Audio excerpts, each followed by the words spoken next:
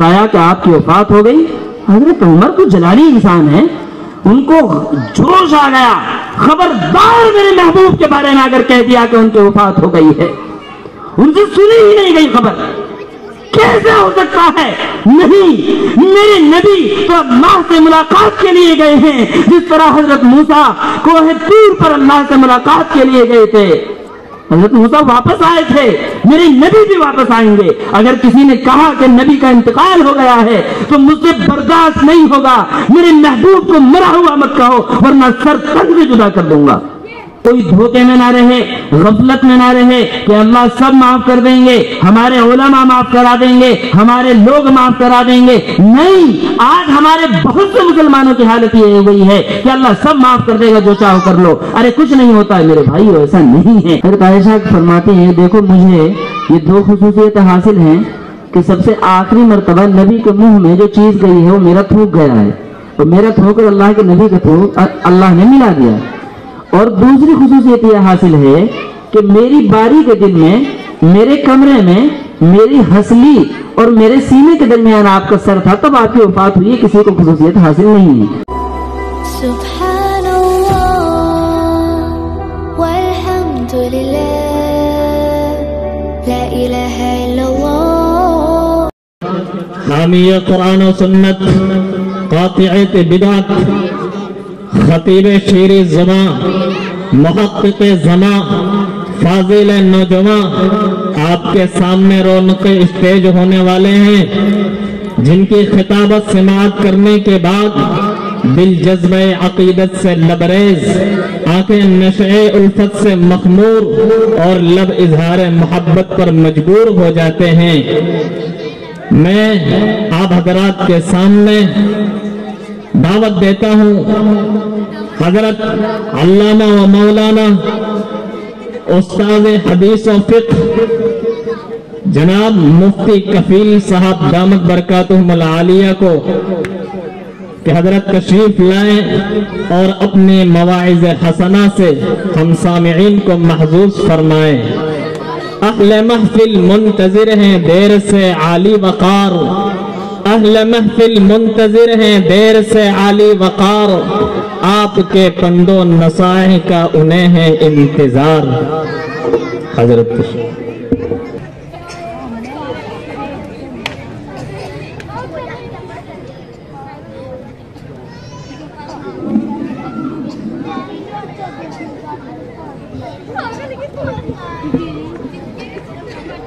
حضرت مدرسہ برکات الاسلام کھیروا سے تشریف لائے ہیں, وہاں کے ناظم مدرس ہیں. بسم اللہ الرحمن الرحیم. بات شروع کرنے سے قبل میں ایک درخواست کروں گا, ممکن ہے وہ آپ لوگوں کو گرا گزرے, لیکن نبی کریم صلی اللہ علیہ وسلم نے جو آداب مجلس بتائے ہیں اور جو طریقہ صحابہ کرام رضوان اللہ علیہم اجمعین کا تھا, اس کی پاسداری ضروری ہے. یہ کام کرنا ضروری ہے, اس کے بغیر ہم اپنے جلسے کو آگے نہیں بڑھا سکتے. بزرگوں, معاملہ یوں تھا کہ خود نبی کریم صلی اللہ علیہ وسلم ہر جمعرات کو صحابہ کے سامنے وعظ کہتے تھے, تقریر کرتے تھے, لیکن آپ نے انہیں بیٹھنے کا طریقہ بھی سکھلایا تھا. لیکن آج کی ہماری یہ محفل اس ترتیب کے خلاف ہے. تھوڑی سی آپ کو زحمت ہوگی لیکن کام بڑھیا ہو جائے گا.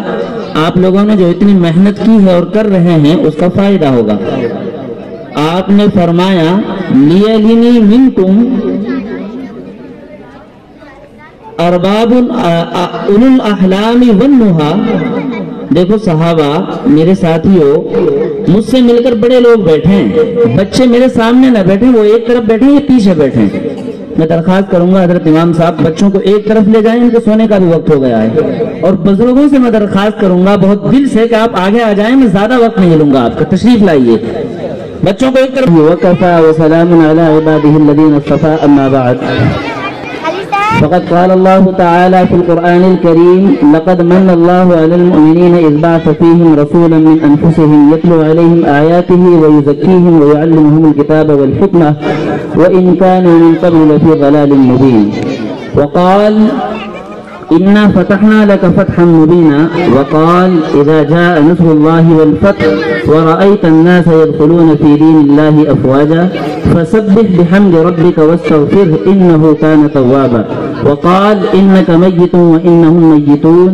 وقال وما محمد إلا رسول قد خلت من قبله الرسل أفإن مات أو قتل انقلبتم على أعقابكم فلن يضر الله شيئا وسيجزي الله الشاكرين. وقال النبي صلى الله عليه وسلم إذا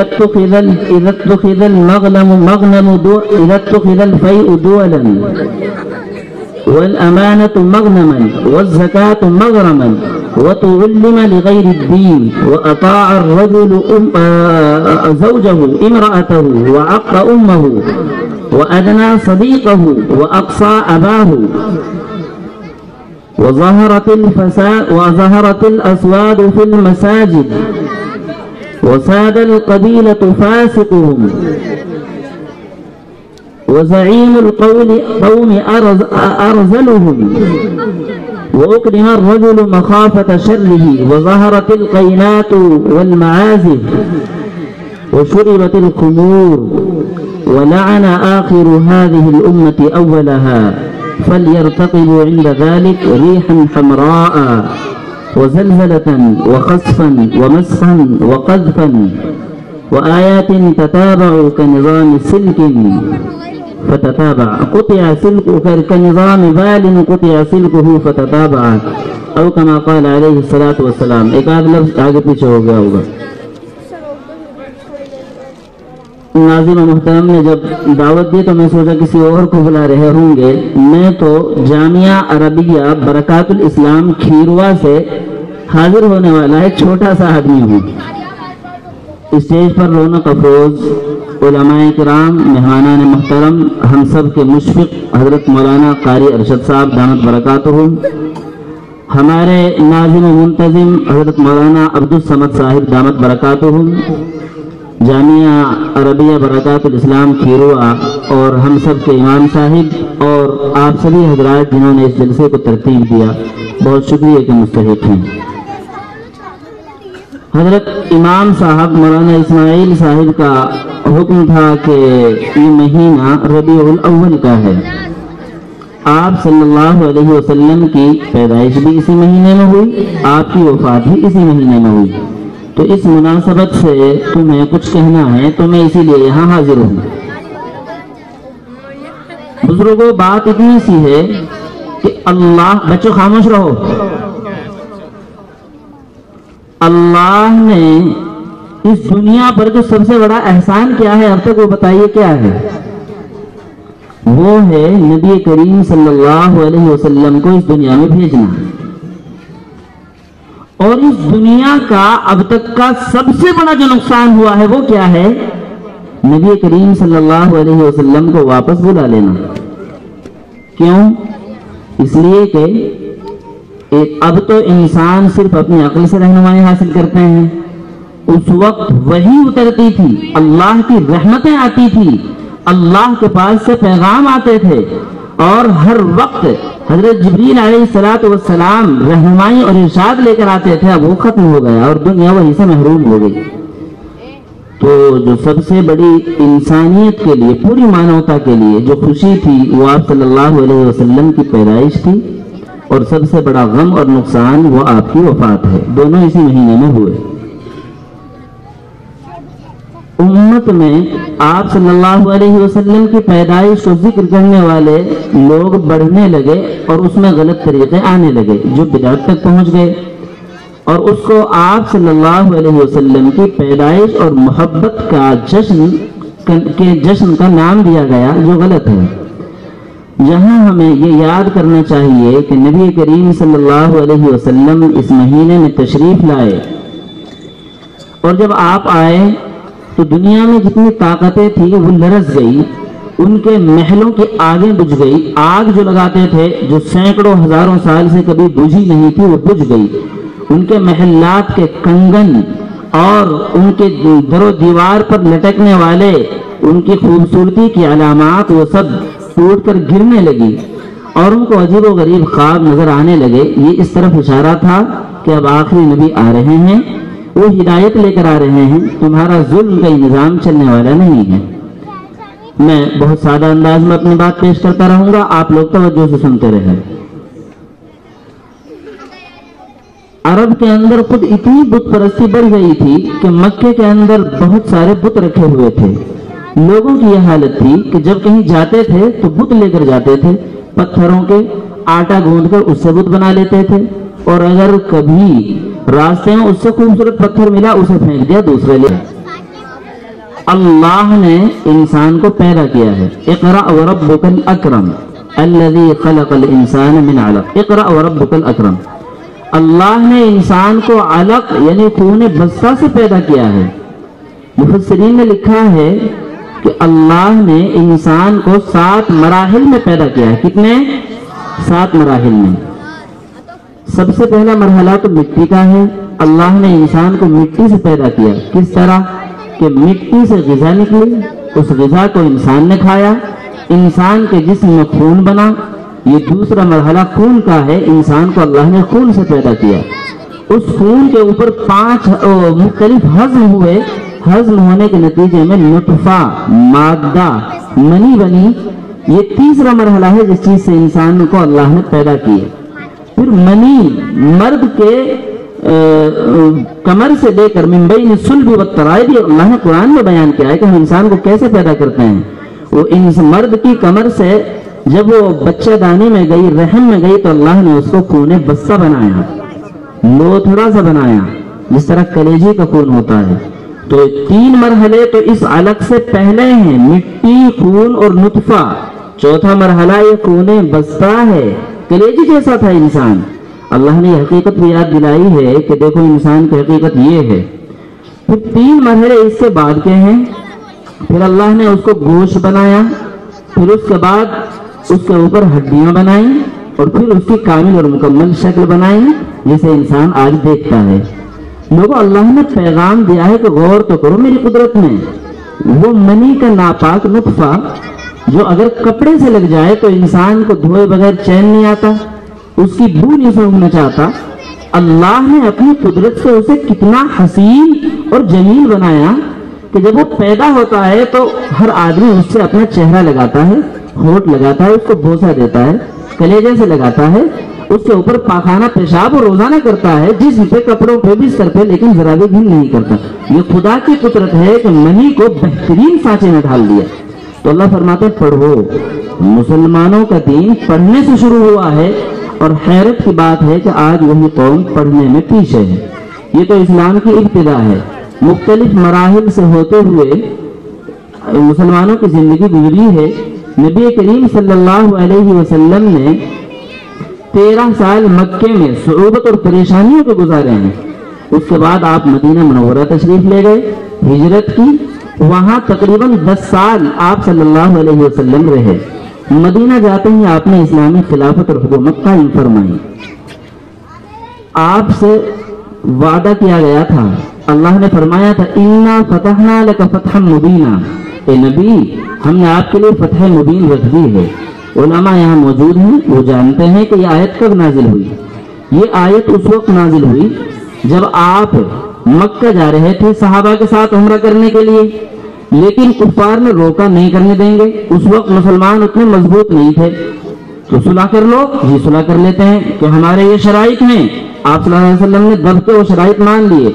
حضرت عمر جلال میں آ گئے کہ اللہ کے نبی آپ کیا کر رہے ہیں, ہم نہیں مانیں گے, ہم اپنے آپ کو قربان کر دیں گے, لیکن ہم ذلیل نہیں ہوں گے. مسلمانوں کو اللہ نے عزت دی ہے. حضرت عمر جلالی انسان تھے.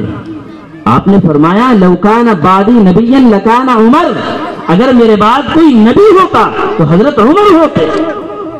حضرت ابوبکر کا تذکرہ کیوں نہیں کیا؟ ارے نبی کے بعد تو سب سے بہتر حضرت ابوبکر ہیں, ان کا تذکرہ کیوں نہیں کیا؟ حضرت شیخ الہند رحمۃ اللہ علیہ نے لکھا ہے کہ حضرت ابو بکر کو تو دوسرا سمجھا ہی نہیں تھا نبی نے. وہ تو نبی کی ذات میں گھل مل گئے تھے. آدمی اپنے ایک بڑے بیٹے کو تو کہتا بیٹے چلو تم دوسرے نمبر والے کے لیے گھر بنا دیتے ہیں, پہلا والا سوچتا ہی نہیں کہ میرے لیے کچھ نہیں بنایا. اس کو تو باپ اپنی ذات سے الگ ہی نہیں سمجھتا ہے. تو حضرت ابو بکر سب سے بڑے ہوئے تھے, اس کے باوجود ان کا تذکرہ کیوں نہیں کیا؟ وہ تو آپ کی ذات میں حلول کیے ہوئے تھے, گھسے ہوئے تھے. حضرت عمر سے ابتدا کی. تو حضرت عمر وہ جلیل القدر ہستی ہیں. مختصر یہ عمرہ نہیں کرنے دیا. مسلمانوں نے دب کر صلح کی. صحابہ بات ماننے کے لیے تیار نہیں تھے. اس وقت آیت نازل ہوئی. حضرت ابو بکر رونے لگے. صحابہ نے کہا کہ یہ بزرگ تو ہر وقت روتے ہی رہتے ہیں, لیکن وجہ کیا تھی؟ حضرت ابو بکر یہ سمجھ گئے تھے کہ نبی کریم صلی اللہ علیہ وسلم کے لیے فتح مبین لکھ دی. جس مشن کو لے کر آئے تھے وہ اے بچوں وہ مشن پورا ہو گیا. ادھر دیکھیں آپ, وہ مشن پورا ہونے والا ہے اور اب آپ کی فتح مندی اور نصرت کے فیصلے ہو چکے ہیں. اس لیے فرمائے انا فتحنا لک فتحا مبینا. حضرت ابو بکر ٹاڑ گئے تھے کہ اب آپ کی زندگی کے زیادہ نہیں بچے, رونے لگے. صحابہ نہیں سمجھے تھے اس نقطے کو. یہ سن 6 ہجری کا واقعہ ہے, یعنی مدینہ گئے ہوئے آپ کو 6 سال ہو گئے ہیں. 2 سال کے بعد پورا مکہ ہی فتح ہو گیا. اسلام پھیل چکا تھا وہاں. اسلام تلوار سے نہیں اخلاق سے پھیلا ہے. صلح ہو گئی, مسلمان کسی کو مار نہیں سکتے. کوئی وہاں سے آ گیا تو واپس کر رہے ہیں. اب جب صلح ہو گئی تو مسلمانوں کے اخلاق دیکھے انہوں نے, ان کو برتا تو ان کے دل نرم پڑ گئے. اور اسلام اخلاق سے پھیلا ہے. اسلام تو 5 مراحل میں تبلیغ کے ذریعے نبی کریم صلی اللہ علیہ وسلم نے پھیلایا ہے. وہ تلوار سے نہیں پھیلا ہے. یہ اعتراض جھوٹا ہے. خیر, میں تو یہ کر رہا تھا کہ سن 8 ہجری میں مکہ فتح ہوا. آپ صلی اللہ علیہ وسلم کو جس شہر سے نکالا تھا, جہاں سے چھوڑ کے جانا پڑا تھا, آج وہاں پوری شان و شوکت کے ساتھ داخل ہو رہے ہیں. لیکن آپ کی شان دیکھیے, ساری سلطنت, حشمت, رعب, دبدبہ, غلبہ, نصرت, فتح مندی, کامیابی, ساری چیزیں آپ کو حاصل ہیں. لیکن اونٹنی پہ جا رہے ہیں جھکے ہوئے اور کہنے لا تثریب علیکم اليوم. میں وہی کہہ رہا ہوں جو حضرت یوسف نے اپنے بھائیوں سے کہا, ارے تم نے مجھے حضرت یوسف نے کہا تم نے مجھے کنویں میں ڈال دیا معاف, تم نے میرے ساتھ ظلم کیا معاف, قتل کی سازش رچی معاف. اللہ کے نبی کہے معاف. جو اس کے گھر میں گھس جائے وہ بھی معاف. ابو سفیان کے گھر میں گھس جائے, ابھی ایمان بھی نہیں لائے, ابو سفیان کے گھر میں گھس جائے, کعبۃ اللہ میں گھس جائے, گھر کے دروازے بند کر لے, سب کو معاف کر دیا سوائے چند کے. تو یہ اسلام کو ظہور حاصل ہوا. یہ 8 سال ہو گئے ہیں مدینے میں. اب میری بات بھی ختم ہونے کے قریب ہے, 2 سال بچ رہے ہیں صرف. اس وقت آیت سورت نازل ہوئی, سورہ نصر, اذا جاء نصر اللہ والفتح, کہ جب اللہ کی مدد اور فتح مبین, کھلی ہوئی فتح اور غلبہ حاصل ہو گیا اور لوگ اسلام میں پورے طور پر داخل ہونے لگے, جزیرۃ العرب میں اسلام کا مکمل غلبہ ہو گیا. فسبح بحمد ربک واستغفر. نبی اب جانے کا وقت قریب آ گیا ہے, اکثر اوقات اپنے رب کے ساتھ مشغول ہو کر گزارو. اور اللہ کے نبی, یہ سورت جب نازل ہوئی تب بھی حضرت ابو بکر مسجد میں رو رہے تھے, تب بھی وہ سمجھ گئے اب تو اور قریب آ گیا ہے وقت.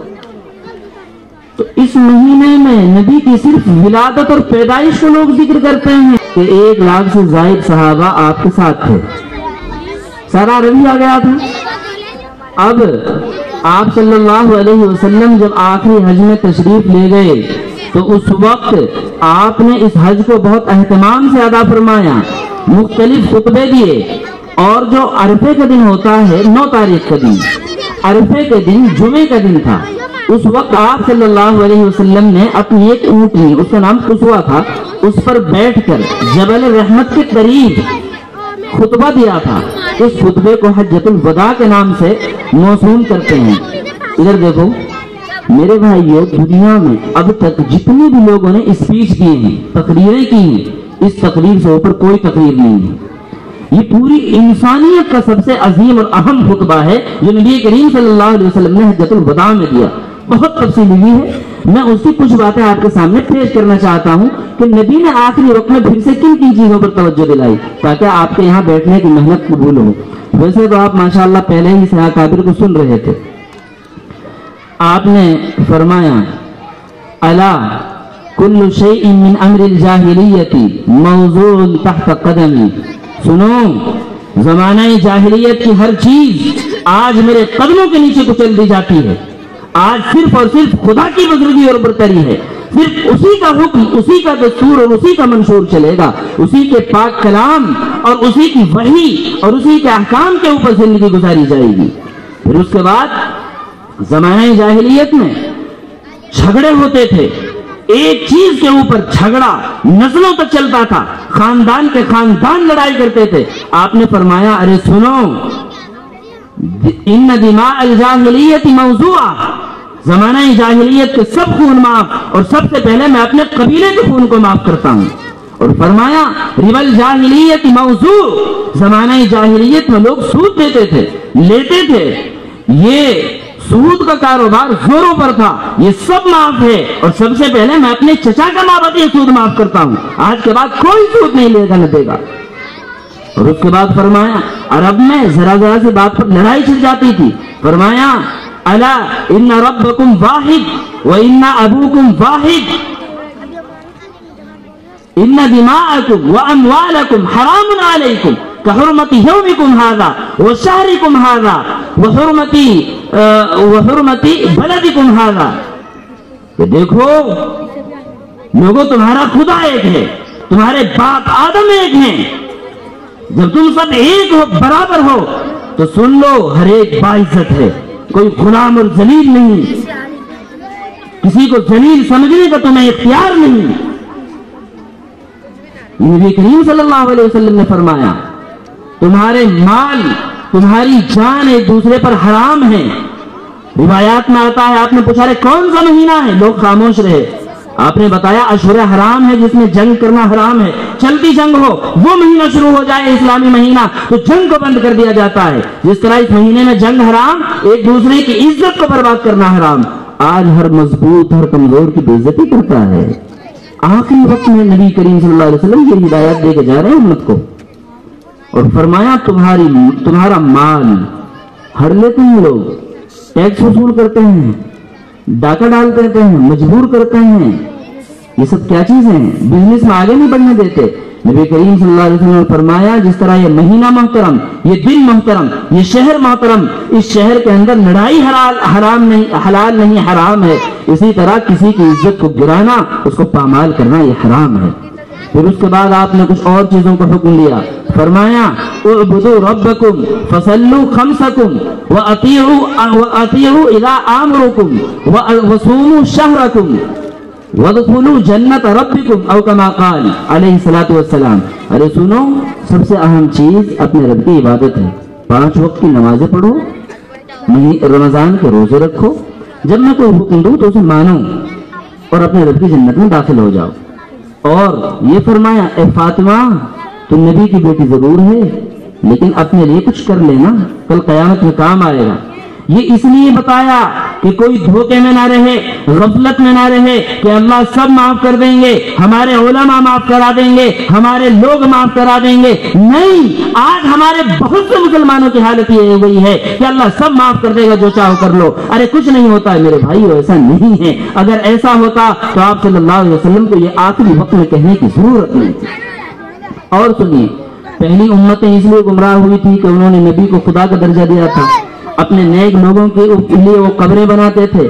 آپ نے فرمایا لوگوں سنو کہ پہلے یہود اور نصارہ انہوں نے اپنے نبی کی قبروں کو پوجنا شروع کر دیا تھا، خبردار میری قبر کو مقبرہ نہ بنا دینا، اس پر سجدہ ہرگز مت کرنا۔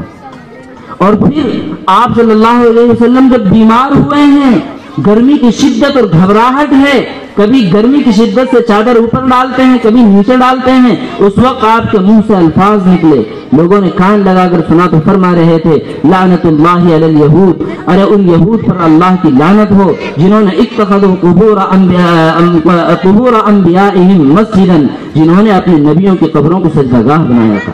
یہ اہم حکم دیا ہے اللہ نے۔ اور پھر اللہ کے نبی نے فوراً فرمایا دیکھو میں کوئی چیز نہیں ہوں، جو بھی حکم نازل ہوا ہے وہ اللہ نے نازل کیا ہے، جو حلال کیا ہے وہ اللہ نے، جو حرام کیا ہے وہ اللہ نے، ہر حلال اور حرام کی نسبت اللہ کی طرف کو، میری طرف نہیں۔ وما ينطق عن الهوى ان هو الا وحی یوحى، نبی اپنی خواہش سے کوئی بات نہیں بولتے، جو بولتے ہیں وہ وحی ہوتی ہے۔ یہ خطبہ دیا، اس کے بعد آپ نے جو باتیں فرمائی وہ دل کو رلاتی ہیں، میں مختصر کر رہا ہوں۔ فرمایا لوگوں ہو سکتا ہے اب میں تم سے نہ ملوں، ہو سکتا ہے میرا یہ آخری حج ہو، اور سنو کہ میں تم سے پہلے جا رہا ہوں، حوض کوثر پہ ملنے کا وعدہ ہے، میں حوض وغیرہ کا انتظام کرنے کے لیے جا رہا ہوں۔ حضرت ابو بکر رضی اللہ تعالیٰ عنہ غمگین ہو گئے۔ دوسرے صحابہ کو بھی غم ہونے لگا کہ اب آپ صلی اللہ علیہ وسلم کی وفات میں زیادہ دن نہیں ہے۔ آپ حج کر کے آ گئے، سفر کا مہینہ ہے، 18 یا 19 تاریخ ہے، آپ بیمار ہو گئے۔ ہوا یوں کہ حضرت میمونہ رضی اللہ تعالیٰ عنہ آپ کی ایک بیوی ہیں، ہم سب کی ماں، سب کا ہو رضی اللہ عنہا، ان کی باری کا دن تھا۔ مسجد نبوی کے پاس قبرستان ہے جنت البقیع، آپ وہاں گئے آدھی رات پر، وہاں سے آئے تو سر میں تیز درد تھا، یہ مرض شروع ہو گیا جس میں نبی کی وفات ہوئی ہے۔ بس یہ میں بیان کر کے اپنی بات ختم کر رہا ہوں۔ وہاں سے آئے تو آپ کے سر میں درد تھا، آپ پریشان تھے، یہ بدھ کا دن تھا۔ اس کے بعد بھی ہر زوجہ کے پاس، اپنی ہر بیوی کے پاس آپ صلی اللہ علیہ وسلم جاتے رہے اور 5 دن لگاتار باریوں میں جاتے رہے۔ بدھ سے پیر کا دن آ گیا، حضرت عائشہ کی باری تھی، اب کمزوری بڑھ گئی۔ کمزوری اتنی تھی، علماء نے لکھا ہے کہ حضرت علی اور حضرت عباس آپ کے دونوں بازو پکڑ کر حضرت امی عائشہ کے کمرے میں لے کر آئے، تو آپ نے علماء سے تمام انبیاء سے اور ازواج سے اجازت لی کہ اب میں یہیں قیام کروں گا وفات تک، لیکن نمازیں اب بھی آپ ہی پڑھاتے رہے۔ پھر کمزوری اتنی بڑھ گئی کہ نبی کریم صلی اللہ علیہ وسلم نماز بھی نہیں پڑھا پا رہے تھے۔ آخری نماز جو آپ نے پڑھائی ہے وہ مغرب کی نماز تھی، عشاء کا وقت ہوا، آپ نے لوگوں سے پوچھا کہ صحابہ نے نماز پڑھ لی؟ بتایا گیا کہ یہ آپ کے انتظار میں ہیں۔ آپ نے کہا مجھے غسل دو، آپ کو غسل دیا، کچھ افاقہ ہوا، پھر غشی آ گئی، بے ہوش ہو گئے، پھر کچھ دیر کے بعد ہوش آیا، آپ نے پھر پوچھا کہ نماز پڑھ لی؟ کہ آپ کے انتظار میں صحابہ، آپ کے اوپر کمزوری تھی، صحابہ اس وقت روتے تھے۔ تو 3 مرتبہ غسل دیا، تینوں مرتبہ بے ہوش ہوئے۔ جب چوتھی مرتبہ پوچھا تو آپ نے کہا حضرت ابو بکر سے کہو نماز پڑھائیں گے۔ اپنی زندگی میں حضرت ابو بکر سے نماز پڑھوائی۔ حضرت ابو بکر چند دن نماز پڑھاتے رہے، اور میرے بھائیوں اس کے ایک دن بعد یہ واقعہ پیش آیا کہ آپ نے کہا جمعرات کے دن کہ لوگوں کاغذ لے کر آؤ، میں کچھ لکھواؤں گا۔ لوگوں نے کہا پریشان مت کرو، اللہ کا قرآن اور حدیث تو موجود ہے، ہم گمراہ نہیں ہوں گے انشاءاللہ، اس وقت زیادہ کمزور کریے۔ آپ نے پھر مار کر رونے لگے، تو اللہ کے نبی نے پھر حضرت ابو بکر کو وہ احسان اور مناقب بیان کیے، کہا کہ لوگوں میرے اوپر جس نے بھی احسان کیا ہے میں نے اس کو بدلہ دے دیا۔ ابو بکر ایسا شخص ہے میں اس کے احسان کا بدلہ نہیں دے پایا، اور اس کا بدلہ اللہ کے علاوہ کوئی دے بھی نہیں سکتا۔ اور سنو، حضرت ابو بکر کے وہ فضائل ہیں جو کسی کو حاصل نہیں ہیں۔ حضرت ابو بکر غار میں میرے ساتھ تھے جب کوئی نہیں تھا، اللہ نے یہ تو سب سے کہا ہے کہ میں تمہارے ساتھ ہوں، لیکن میں اور نبی جس وقت میں اور ابو بکر غار میں تھے اس وقت اللہ نے کہا، اللہ کے نبی نے کہا تھا ان اللہ معنا، اور اس طرح کے جو سارے خصائص تھے حضرت ابو بکر کے بیان کیے۔ اور اس کے بعد آپ اندر تشریف لے گئے، حضرت فاطمہ بھی اندر گئی۔ حضرت فاطمہ سے نبی نے کان میں کچھ کہا، وہ رونے لگی، پھر دوبارہ کان میں کچھ کہا، وہ ہنسنے لگی۔ حضرت عائشہ نے بعد میں پوچھا جب آپ کی وفات ہو گئی تو اس کے بعد کہ فاطمہ کیا معاملہ تھا، تو انہوں نے بتایا نبی نے مجھ سے کہا تھا بیٹی اسی بیماری میں میرا انتقال ہوگا، تو وہ رونے لگی، ان سے برداشت نہ ہوا، لیکن پھر کان قریب کر کے کہا لیکن بیٹی سب سے پہلے میرے خاندان میں سے تم مجھ سے ملوگی، تو وہ ہنسنے لگی۔ اور آپ کی وفات کے 6 مہینے کے بعد حضرت عائشہ رضی اللہ تعالی عنہا اور حضرت فاطمہ کا انتقال ہو گیا ہے۔ آپ کی سب سے لاڈلی بیٹی حضرت فاطمہ ہے، انہی سے آپ کی نسل چلی ہے۔ یہ سب واقعات ہوتے رہے۔ وفات کے دن پھر آپ صلی اللہ علیہ وسلم کی طبیعت میں کچھ افاقہ ہوا۔ فجر کی نماز کے وقت آپ نے پردہ اٹھایا، دیکھا کہ میرے صحابہ نماز پڑھ رہے ہیں، حضرت ابو بکر نماز پڑھا رہے ہیں۔ صحابہ دیکھ رہے تھے کہ آپ کے بستر پر تھے، آج نشاط ہو گیا، وہ نماز میں ان کی نظریں اٹھنے لگی، بے قابو ہو گئے، اور قریب تھا کہ ان کی نماز کی نیت ہی ٹوٹنے لگے۔ حضرت ابو بکر پیچھے ہٹنے لگے، آپ نے اشارے سے منع کیا۔ بزرگوں، آخری مرتبہ صحابہ نے نبی کا دیدار اس وقت کیا ہے، فجر کی نماز جب ہو رہی تھی، آپ نے اپنے ہاتھ سے پردہ لگا دیا، پردہ بھی صحیح سے لگایا نہیں گیا، کمزوری بڑھی ہوئی تھی۔ آپ نے جو احکام جاری فرمائے تو ان میں ایک یہ بھی فرمایا تھا کہ دیکھو تم تمام لوگوں کے دروازے جو مسجد کی طرف کھل رہے ہیں، یہ دروازے ایک سب کو بند کر دینا سوائے ابو بکر کے۔ اور بھی چیزیں فرمائیں ایک حدیث میں فرمایا تھا کہ دیکھو دنیا میں جب تک نبی کو جنت میں جو ٹھکانہ اس کو ملنے والا ہے وہ دکھا نہ دیا جائے اللہ اسے اپنے پاس نہیں بلاتے. اور یہ بھی ایک مرتبہ فرمایا تھا حضرت عائشہ رضی اللہ تعالیٰ عنہ سے کہ دیکھو انبیاء کو اختیار دیا جاتا ہے یا تو دنیا میں رہ لو یا موت کو قبول کر کے اللہ کے پاس آ جاؤ. نبی صلی اللہ علیہ وسلم کو بھی اختیار دیا گیا اور آپ سے تو ملک الموت میں اندر آنے کی اجازت بھی چاہیے. حضرت جبریل نے کہا اللہ کے نبی پہلی مرتبہ کسی سے اجازت لے رہے ہیں. اللہ کے نبی نے کہا وہ تو وفات کا وقت کہ بھئی آؤ تقدیر کو پورا کرو. بہرحال نماز کے بعد حضرت ابوبکر اندر گئے اور دیکھا کہ آج کی طبیعت کچھ صحیح ہے. حضرت ابوبکر کی 2 بیویاں تھیں, ایک مدینے سے ایک کوس یعنی 3 میل کے فاصلے پر تھی. انہوں نے کہا اللہ کے نبی آج ان کی باری ہے, آپ کہیں تو میں ہو کے آ جاؤں تھوڑی دیر. اللہ کے نبی نے کہا فقال نعم, ہاں چلے جاؤ ابوبکر. آپ چلے گئے. وہاں گئے تھے کہ چاشت کا وقت ہوا تھا, بعض میں لکھا زوال کا وقت, بعض روایتوں میں عصر کا وقت بھی ہے کہ اس وقت عالم نظر شروع ہو گیا. حضرت عائشہ اکیلی ہیں, آپ توجہ رکھیے گا, 2-3 منٹوں میں بات ختم کر رہا ہوں. حضرت عائشہ اکیلی تھی. نظر کا عالم جب شروع ہوا تو آپ صلی اللہ علیہ وسلم نے اپنا سرہانہ حضرت عائشہ کی آغوش پر رکھ دیا, ٹیک لگا کر لیٹ گئے. حضرت عائشہ کے چھوٹے بھائی مسواک لے کر آئے عبد الرحمن. آپ نے مسواک کو دیکھا, کچھ بولنا چاہا لیکن بول نہ پائے, کمزوری تھی. تو حضرت عائشہ سمجھ گئی کہ یہ مسواک دوں, آپ نے اشارے سے کہا. اس مسواک کو حضرت عائشہ نے نرم کر کے آپ صلی اللہ علیہ وسلم کے منہ میں دیا.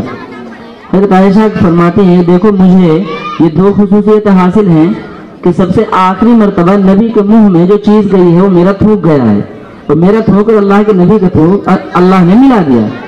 اور دوسری خصوصیت یہ حاصل ہے کہ میری باری کے دن میں میرے کمرے میں میری ہسلی اور میرے سینے کے درمیان آپ کا سر تھا, تب آپ کی وفات ہوئی. کسی کو خصوصیت حاصل نہیں ہے. اور واقعی حضرت عائشہ صدیقہ تھی. نبیوں کے بعد امت میں ہم جو کہتے ہیں ولی, کتب, صالحین, صدیقین, ابدال, شہداء, ان سب سے بڑھ کر جو رتبہ ہوتا ہے نبوت کے فوراً بعد نیکی کا, وہ صدیقیت کا مقام ہوتا ہے. ان کے باپ صدیق اکبر ہیں, صدیق اعظم ہیں, اور یہ صدیقہ عظیمہ ہیں حضرت عائشہ رضی اللہ تعالیٰ عنہ. اس وقت آپ کی وفات ہوئی. حضرت عائشہ گھبرا گئی کہ میں کیا کروں. سنیے ادھر, حضرت عائشہ گھبرا گئی تو کیا کروں. وہ بھاگے بھی باہر گئی, لوگوں سے کہا کہ آپ صلی اللہ علیہ وسلم وصال فرما گئے. حضرت علی اندر آئے, رونے لگے. حضرت عثمان ذی النورین آئے اور مسجد سے ٹیک لگا کر ایسے بیٹھ گئے, بولا بھی نہیں جا رہا تھا. حضرت ابو بکر کے پاس یہ خبر پہنچی جو نبی کا سب سے بڑا رفیق ہے, نبی کریم صلی اللہ علیہ وسلم کا سب سے چہتا اور جانثار ہے, تمام صحابہ میں جس کا مرتبہ بڑا ہوا ہے وہ حضرت ابو بکر ہیں. حضرت ابو بکر نے گھوڑا لیا اور فوراً اتنی تیز رفتاری کے ساتھ بھاگے کہ ان کے حواس ٹھکانے میں نہ تھے. وہ آپ صلی اللہ علیہ وسلم کے پاس اندر آئے اور حضرت ابو بکر آپ کے سینے کے اوپر سر رکھ کر رونے لگے اور فرمایا وا خلیلہ وا صدیقہ, اے میرے دوست, میرے خلیل, میرے نبی, میرے رسول. چلا گیا. باہر حضرت عمر رضی اللہ تعالیٰ عنہ بھی تھے. انہوں نے بتایا کہ آپ کی وفات ہو گئی. حضرت عمر تو جلالی انسان ہے, ان کو جوش آ گیا. خبردار میرے محبوب کے بارے میں اگر کہہ دیا کہ ان کی وفات ہو گئی ہے, ان سے سنی ہی نہیں گئی خبر, کیسے ہو سکتا ہے؟ نہیں, میرے نبی تو اللہ سے ملاقات کے لیے گئے ہیں جس طرح حضرت موسیٰ کوہ طور پر اللہ سے ملاقات کے لیے گئے تھے. حضرت موسیٰ واپس آئے تھے, میرے نبی بھی واپس آئیں گے. اگر کسی نے کہا کہ نبی کا انتقال ہو گیا ہے تو مجھ سے برداشت نہیں ہوگا. میرے محبوب کو مرا ہوا مت کہو ورنہ سر تک بھی جدا کر دوں گا. حضرت ابو بکر کو سب سے زیادہ غم تھا, لیکن حضرت ابو بکر رضی اللہ تعالیٰ عنہ کو سب سے زیادہ برداشت بھی اللہ نے دی. باہر صحابہ کو جمع کیا, منبر پر بیٹھے اور قرآن کریم کی وہ آیتیں پڑھی جو میں نے پڑھی تھی. وما محمد اللہ رسول, لوگوں محمد اللہ کے ایک رسول ہی تو تھے, اس سے پہلے بہت سے رسول گزرے. ارے کیا اگر نبی قتل ہو جائیں یا ان کی موت ہو جائے کیا تم بدل جاؤ گے کہ نبی کی پوجا کرتے تھے, اللہ کی عبادت نہیں کرتے تھے؟ تو حضرت عمر کو لگا کہ یہ آیتیں پہلی بار نازل ہو رہی ہیں اور فرمایا انک میت و انہم میتون. ارے آپ کو بھی وفات آئی, تمام نبیوں کو وفات آئی تھی, تو آنی انسان ہیں, آپ پریشان کیوں ہوتے ہو؟ قرآن اور حدیث تو آپ کے درمیان ہے. تو اس کے بعد یہ معاملہ چلا. میرے بھائیوں, میں نے ایک حدیث پڑھی تھی, اس کا ترجمہ سنو. آپ صلی اللہ علیہ وسلم نے قیامت کی 15 یا 16 نشانیاں اس حدیث میں بیان کی ہیں. سب سے پہلی علامت ہے عزت تو جب جو حکومتی مال ہوتا ہے اس کو لوگ لوٹ کا مال سمجھنے لگیں، اور جو امانتیں رکھی جاتی ہیں اس کو لوگ اس کو بھی غنیمت کا مال سمجھنے لگیں۔ اسی طرح زکوٰۃ کو ٹیکس اور بوجھ سمجھنے لگیں۔ علم دین کو اللہ کے علاوہ دوسرے مقاصد کے لیے حاصل کیا جانے لگے۔ جب آدمی اپنی بیوی کی فرما برداری کرے، اپنی ماں کی نافرمانی کرے، جب آدمی اپنے دوستوں سے گلے ملے، ان کو قرض دے، ان کے ساتھ معاملات، اپنے باپ کو دور کرے، ان سے زیادہ ربط ضبط نہ رکھے۔